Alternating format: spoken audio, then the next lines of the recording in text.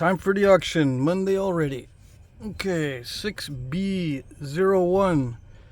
This is a black butter dacite blade. Now this dacite isn't completely black. It's like a charcoal, dark charcoal gray, and it has some black areas in it. It's all kind of mixed together.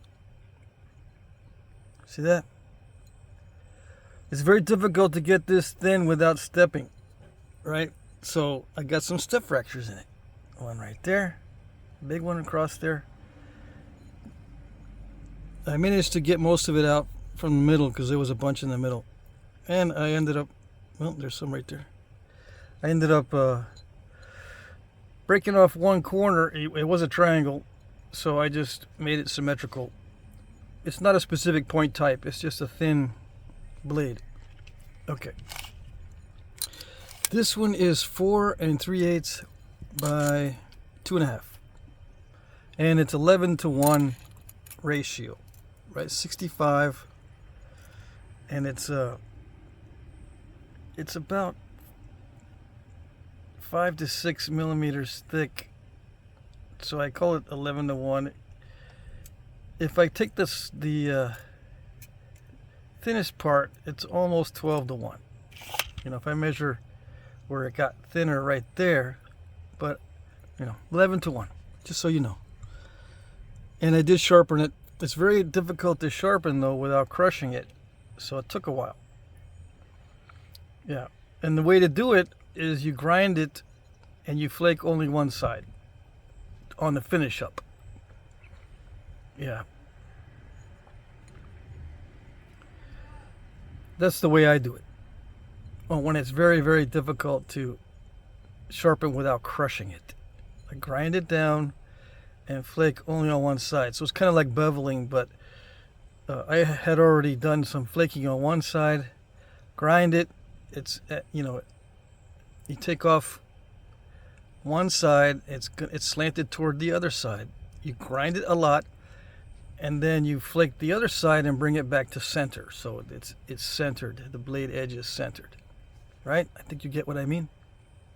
Okay. All right. 6B02. This one is raw root beer shirt. Translucent. It's just a simple blade. I'm just practicing on making these narrow blades and figuring out what the limit is on the thinness and what I can do with pressure flaking. This one is 4 inches long by 1 1/8 at the widest part. Yeah. It is sharpened all the way around. I pecked at it. This one's pecked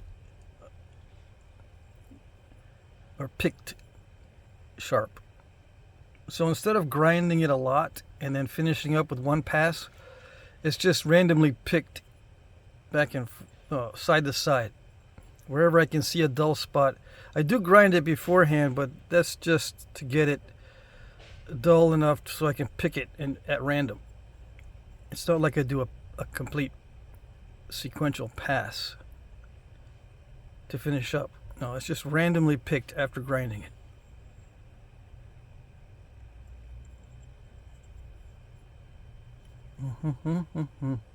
Yeah, I'm going to be doing some Cody types as soon as those casts come in that I ordered, but who knows when they'll come in. 6B03. This one is a Dalton style because it has these long ears, these auriculate type ears on it. Now as it gets worn down, back in the day they would resharpen this so the blade itself would get more narrow and the base would stay, or the stem would stay wide, and you'd have a differentiation between the blade and the stem. Here you don't, because it's the first stage, it's pristine, right? Sometimes they would put serrations in it at this stage. Sometimes after, when they start resharpening, then they put the serrations in. It's variable with Dalton. This is a root beer type shirt, Yeah. It's ground down all the way around on the stem area. Right here, it's still a little sharp right in there, but this on the outside is all nice and smooth. This one is 3 1/8 by 1.5 inches. Now, just out of curiosity,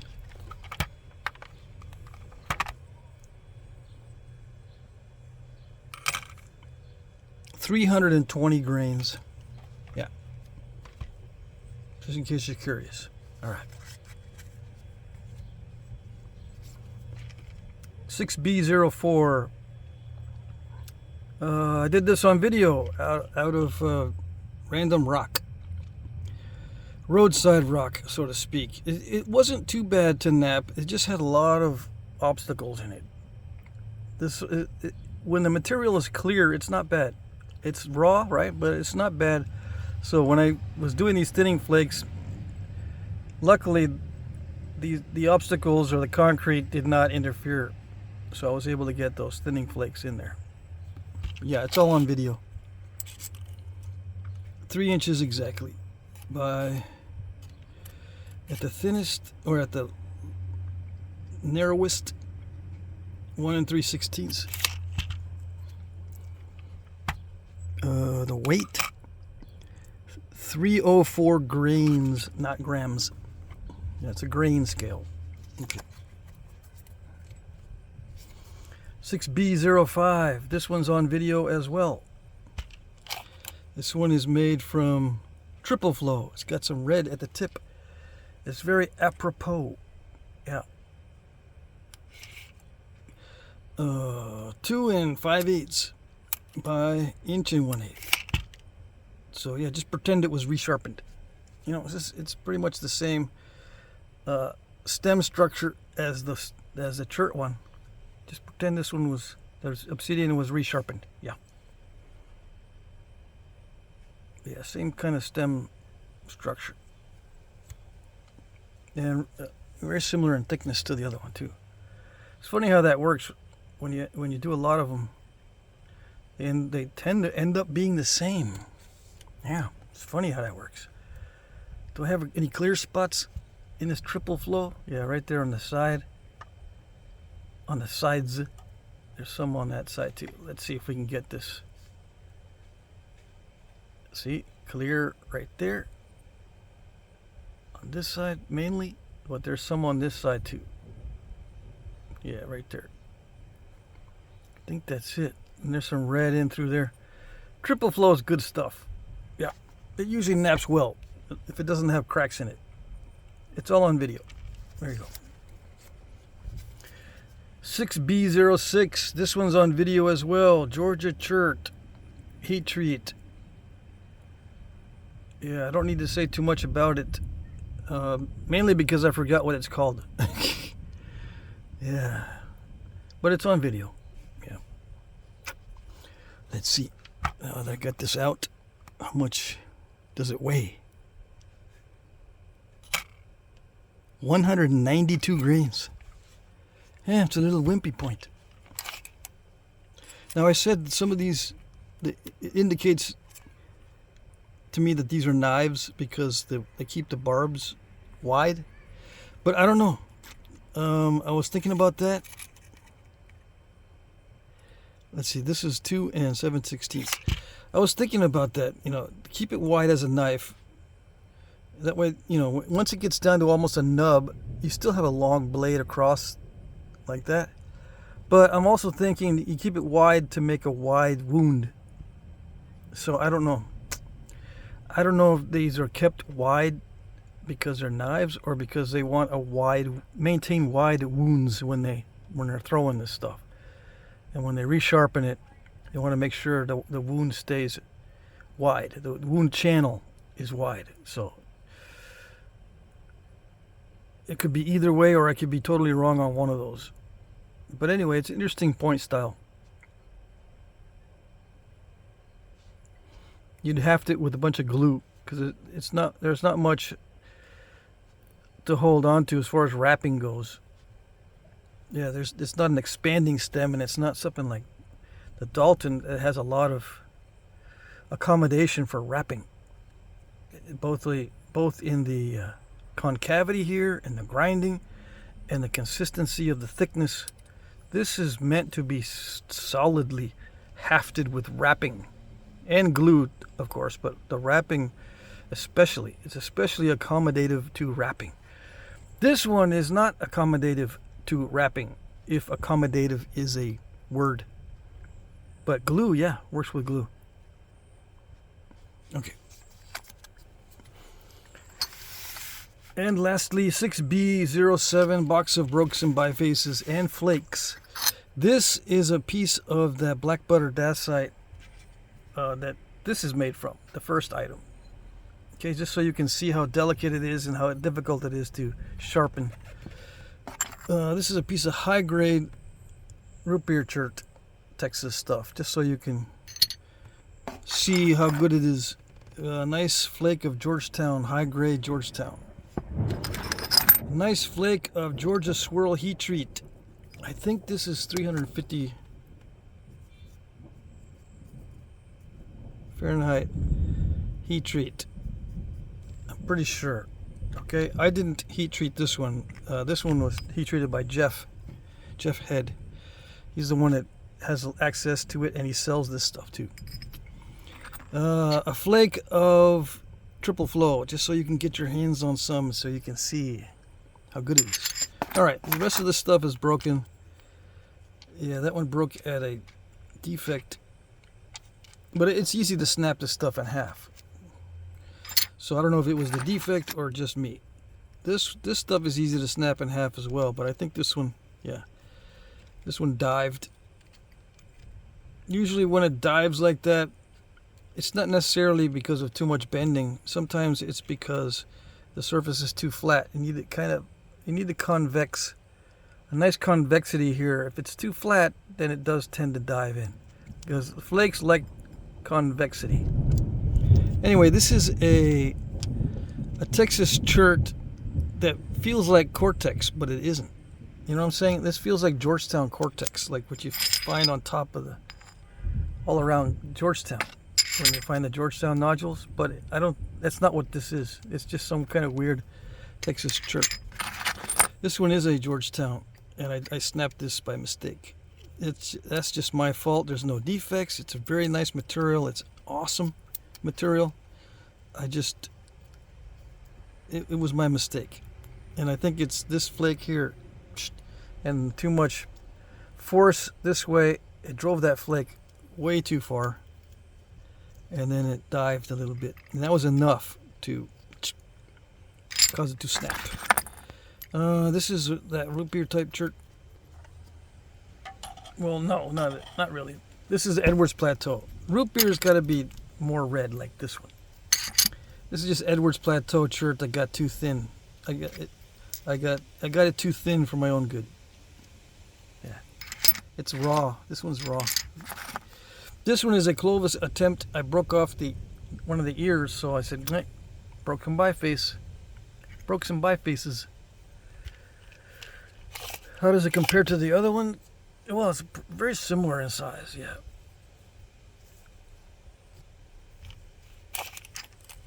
Yeah, it's almost 3 inches, 2 15/16 or thereabouts. 1 3/16 wide. And it is a Edwards Plateau chert. It's almost root beerish, but you can see the root beer is a little more reddish. And this is a piece of random dacite that's kind of got a sheen to it and a bit of roughness to it, just so you can get an idea. I put that in there because I don't really like napping this stuff all that much, but some people do. And some people have never heard of it or seen it, so now's your chance. I will fit all this in here in this little box, 6-inch by 4-inch box. All right. Rules. These are my cheat notes. There's a better description in the description box. Okay, there will be an auction every Monday, every single Monday, unless there's a very dire circumstances that prevent me from having an auction on Monday. It's not a live auction. I just post a video and then I announce the winners at 9:01 p.m. Eastern time. Please look at my previous auctions to see how they work. If you're not able to reply or comment, you will not be able to bid. I can enter a bid for you if you email me. That's one option. Auction 3J has a demo on how to bid. Okay. Bid in the comment section under one of my pre-populated comments. My pre-populated comments will contain the item number, a timestamp where the item appears in the video, and a short description. I will like your comment if I see it. Sometimes comments are not always visible. It may take a while for me to like your comment, but as the time approaches the end of the auction, I will check more frequently. Yeah. Theoretically. Try not to bid at the last minute. Please be aware that I'm using YouTube's time tracker and it's not always accurate. I use this time tracker because it's what everybody sees. So yeah, one reason for not bidding at the last minute is your bid might not count if YouTube says you're late. Another reason why you don't bid at the last minute is because people don't like it.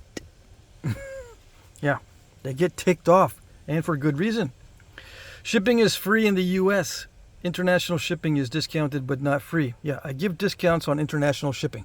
But the basic rule that I use is $10. I will charge you extra for a light package, and I will charge you $20 for a heavy package. Now, even though the heavy package might cost $60 to send, I'll still charge you $20. Okay? Or thereabouts. Sometimes I do have to charge you a little bit more when the rates are outrageous. Yeah. I will provide tracking numbers. Yes, I will. I accept PayPal, which is the preferred method. Venmo, Cash App, checks for money orders. Yada yada. Now, I used to be able to send out electronic invoices, but I'm not able to do that lately. And I don't know if I need to reset my settings in PayPal. But what I'm using now, instead of the invoices, is paypal.me. So I'll send you I'll send you a paypal.me link.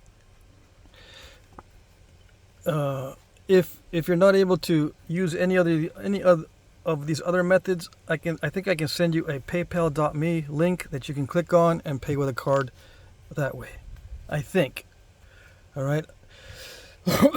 I do need to figure out if that's the way that works. Okay, but anyway, I've got these other methods in case you can't use PayPal. All right, winners will be announced at 9:01 p.m. Eastern time, like I said. But watch your time zones, because the auction ends at 8 p.m. Central or 7 Mountain or 6 Pacific. You know, it ends at 9 Eastern or 8 Central, blah, blah, blah. The auction ends at the top of the hour. So it ends at the top of the hour, but I wait 1 minute before I start announcing winners. Because you can still bid, you know, up until 9.